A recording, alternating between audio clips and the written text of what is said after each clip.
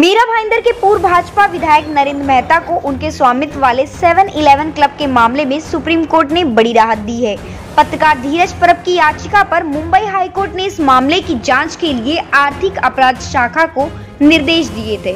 वहीं हाईकोर्ट के इस आदेश को मेहता ने सुप्रीम कोर्ट में चुनौती दी थी, जहां उच्चतम न्यायालय ने आर्थिक अपराध शाखा में दर्ज मामले पर रोक लगा दी। इस बारे में मीडिया को संबोधित करते हुए मेहता ने इसे अपने विरोधियों का षड्यंत्र बताया। एक्ट के अंदर आता है, अगर बैंगलोर टूटे भी है तो टूटे नहीं है, मैंने कहा अगर है तो भी एनवायरनमेंट में आता है, एनवायरनमेंट वाले उसकी इंक्वायरी करेंगे, इसमें क्या लेन देना था। एक सवाल लास्ट, आपने बोला 1.5 साल पहले जो एफआईआर दर्ज की थी धीरज परब ने, कहीं न कहीं इलेक्शन का दौरान था, आपको काफी नुकसान भी उससे हुआ है। अभी आप बता रहे हैं कि उन्होंने गलत जानकारी दी कोर्ट को, तो क्या आपको लगता है कि आप उनके खिलाफ आगे कुछ कार्रवाई करेंगे क्या धीरज परब के खिलाफ? देखिए ऐसा है कि मैंने कहा कि मैं समाज सेवा राजनीति जुड़ा होने के कारण अलग अलग बहुत सारी चीज़ें हुई एक समय चीज़ें, और हमें लगा था कि ठीक है वो किया है, सच्चाई बाहर आएगी, लोग जान जाएंगे, लेकिन वो 1.5 साल मैटर चला रहा और मैंने भी उसको इजी लिया, लेकिन जब उसका गलत उपयोग होने लगा तब जाके अब रहा सवाल व्यक्तिगत कैपेसिटी में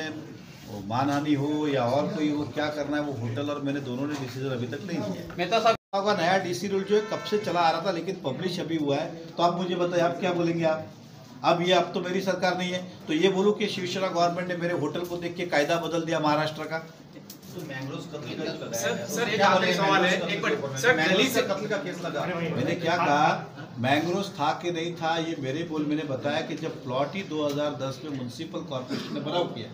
तहसीलदार ने उसके अंदर 2010 में ही नोटिस दी कि इसकी रॉयल्टी आपने भरी नहीं है, रॉयल्टी भरो दो। देखिए ऐसा है,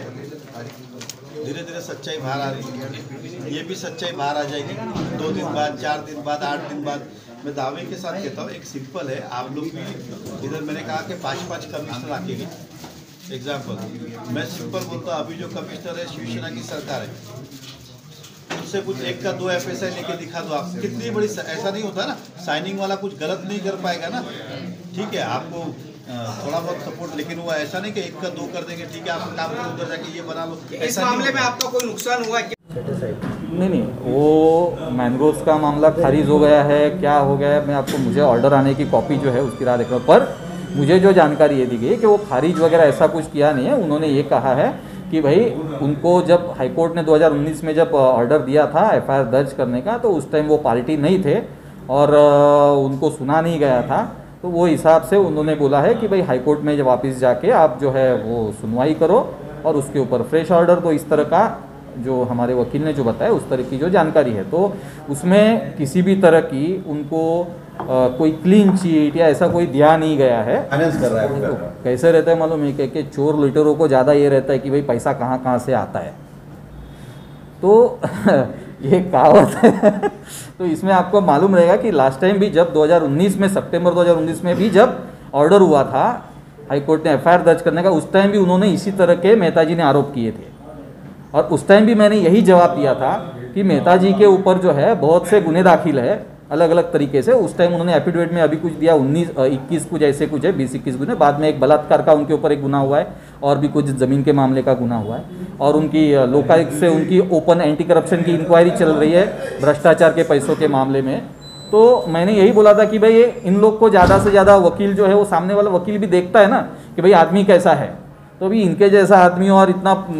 पैसा इतना बनाया है इतना झटपट जल्दी से, तो सामने वाला वकील देख के उनको फीस बोलता रहेगा। पर इस देश में आज भी ऐसा है कि बहुत से वकील जो है अच्छे जो आदमी देख के कम पैसा लेते हैं, या तो कई जन तो है फ्री में भी केस लड़ते हैं। दूसरा उन्होंने जो जिस जगह पे उन्होंने होटल बनाया है उस जगह पे कोई मैंग्रोव था ही नहीं, और दूसरा उनके जो भी डॉक्यूमेंट जो उन्होंने परवानगी लेनी चाहिए सब लीगली ली है, आप सिर्फ उनको बदनाम करने के लिए सब आरोप लगाते हैं, ऐसा उनका कहना था। देखो भाई, नरेंद्र मेहता जी कितने नामी है कितने बदनामी है वो पूरे शहर को मालूम है, सबको मालूम है, उसके ऊपर मैं जाऊँगा नहीं,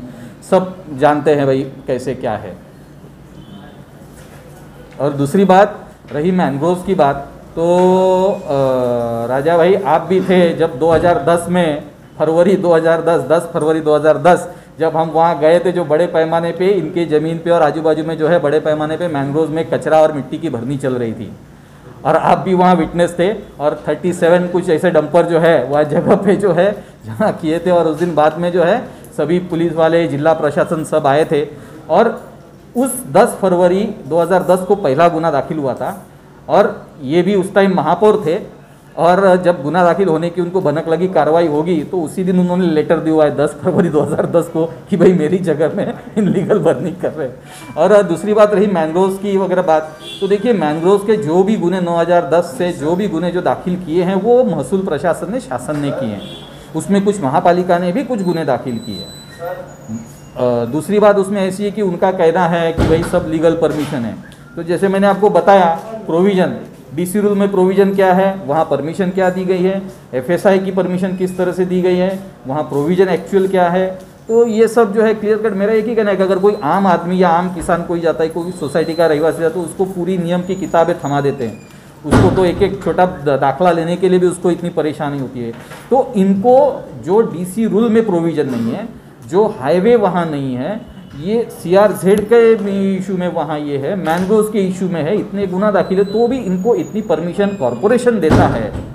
तो ये सीधी बात है, ये सत्ता में थे, ये पद पे थे, ये पालिका में इनकी सत्ता है। 2015 से जो है इनको सबसे ज़्यादा परमिशन वहाँ मिली है। तो आम आदमी को अगर ये परमिशन नहीं मिल सकती है, तो अकेले नरेंद्र मेहता और उनकी जो कंपनी है उनको ये सभी नियम बाजू में रख के परमिशन कैसे दी जाती है, मेरा यही सवाल है। उसका जवाब मुझे अगर कॉरपोरेशन अगर दे देती थी राइटिंग में, तो मुझे जाना नहीं पड़ता था। और आपको भी सबको मालूम है कि पर्यावरण के लिए मैं गए 15 सालों से काम करता हूँ इस शहर में। अगर पर्यावरण के लिए काम करना, अगर अच्छे, अगर किसी एथिक्स के लिए काम करना, अगर उनको अगर गलत लगता है, बुरा लगता है, तो वो उनको लगे, उनके लिए मैं ये सब काम नहीं छोड़ सकता हूँ। तो सुप्रीम कोर्ट के आदेश के बाद अब आपकी लड़ाई कैसी रहेगी इस पूरे मामले में? देखिए, अभी आदेश की जब कॉपी आएगी तब उसके बाद में जो है डिस्कशन जो हम करेंगे उसमें, और हाईकोर्ट में तो जाना ही है। उसमें हाईकोर्ट में केस ऑलरेडी चल रहा है हमारा, तो उसमें जो वही जो हकीकत है वही रखना है।